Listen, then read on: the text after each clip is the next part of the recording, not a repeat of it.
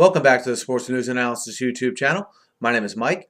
I'm continuing my Week 10 previews and analysis. This video is for the game between the Miami Dolphins and the Tampa Bay Buccaneers. This will be the Monday Night Football game, which will take place in Tampa.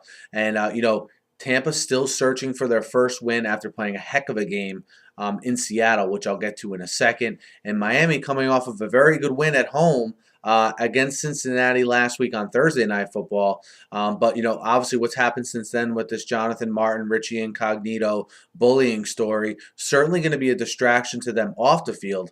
And let's not forget on the field, they're now going to lose when they're in the midst of a playoff race, sitting here at 500. They're going to lose a starting guard and a starting tackle out of this, which on the field is what I'm going to focus on mostly in this preview. But you can't underestimate the fact that these players are going to be hearing about this all week. That's all anyone's going to ask the coaches. Anyone's going to want to ask the media. It seems as though the locker room, no one in the locker room really has a bad thing to say about Incognito. So who knows what their feelings are internally about this whole situation.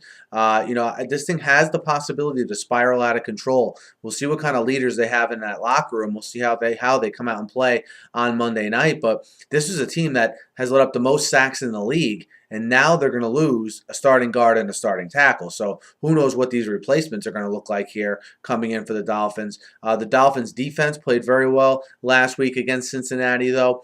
I think, it's going to be a good matchup now, them versus this Tampa offense. I really liked what I saw out of this Tampa offense in particular last week.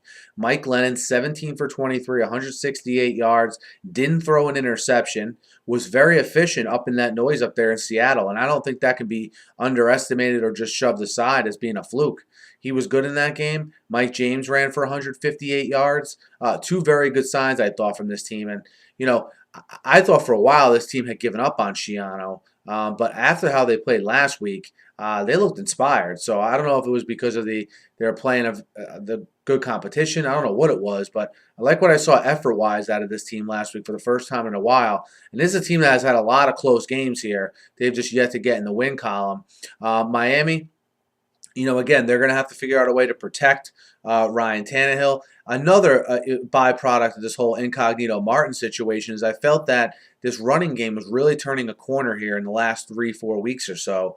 And now, again, who knows how that's affected by all this as well. So I just think a bad situation all around.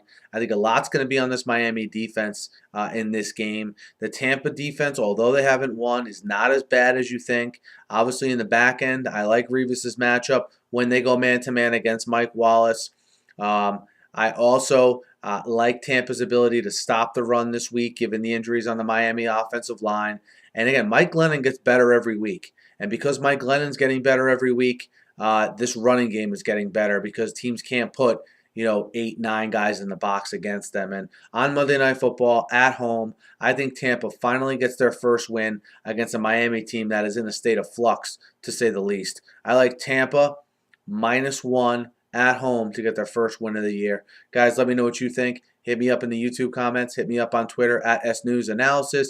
Be sure to subscribe to my channel. I preview and recap every game every week, and I'm always talking the news of the day in the NFL. So be sure to subscribe. Thanks for listening. Have a great night.